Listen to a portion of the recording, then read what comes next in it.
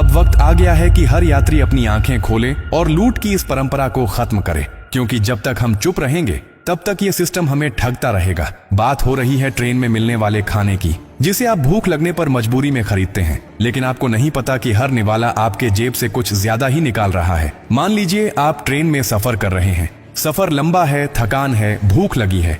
ऐसे में ट्रेन में घूमता वेंडर आता है और पूछता है, खाना चाहिए? आप हाँ करते हैं और वो थाली दे देता है। आप भी बिना कुछ सोचे 120 या 130 रुपए निकालकर उसे दे देते हैं। लेकिन रुकिए, क्या आपको पता है रेलवे ने उस थाली का रेट तय कर रखा है सिर्फ 80 रुपए? जी हाँ, रेलवे की गाइडलाइंस के मुताबिक ट्रेन में मिलने वाली स्टैंडर्ड वेज थाली का रेट 80 रुपए से ज्यादा नहीं होना चाहिए। फिर ये 120 से 130 की लूट क्यों? असल में यही वो खेल है जो सालों से चलता आ रहा है। लाखों लोग रोज इस झांसे में आकर वेंडरों की जेब भर रहे हैं और खुद को ठगा महसूस भी नहीं कर पा रहे, क्योंकि उन्होंने कभी सवाल ही नहीं किया। अब सवाल उठता है, क्या इस लूट को रोका जा सकता है? जवाब है हाँ, बिल्कुल।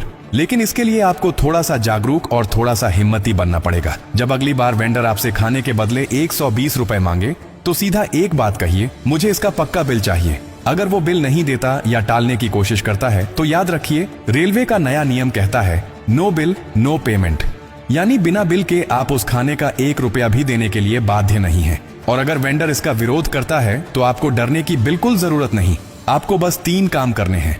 पहला, उसे यह वीडियो दिखाओ ताकि उसे समझ आ जाए कि आप कोई आम मुसाफिर नहीं बल्कि जागरूक नागरिक हैं। दूसरा, अगर वो फिर भी झूठ बोलता है या बदतमीजी करता है तो तुरंत रेलवे की हेल्पलाइन पर कॉल करें, 18199132। और तीसरा, अगर आपके पास मोबाइल है, जो ज्यादातर के पास होता है, तो वेंडर की फोटो खींचिए, उस खाने का रेट लिखिए और उसे सोशल मीडिया पर पोस्ट करिए। अब ये मत सोचिए कि ये छोटा मामला है, क्योंकि हर छोटा मामला तब बड़ा बनता है जब लाखों लोग एक ही गलती दोहराते हैं। अगर आप बिना बिल के पैसे दे रहे हैं तो आप भी इस चोरी में बराबर के हिस्सेदार बन जाते हैं, क्योंकि आप जानते हैं कि वो गलत ले रहा है फिर भी दे रहे हैं। सोचिए, क्या आप अपने बच्चों को यही सिखाना चाहेंगे? और ये सिर्फ पैसे की बात नहीं है, ये उस मेहनत की बात है जो आप करके पैसा कमाते हैं। किसी को ये हक नहीं कि वो आपकी मेहनत की कमाई को झूठ और धोखे के बल पर छीन ले। रेलवे ने ये नियम इसलिए बनाया है ताकि हर यात्री को उसका हक मिले और कोई वेंडर मनमानी ना कर सके। अब समय आ गया है कि हर यात्री जागे, अपने हक के लिए खड़ा हो।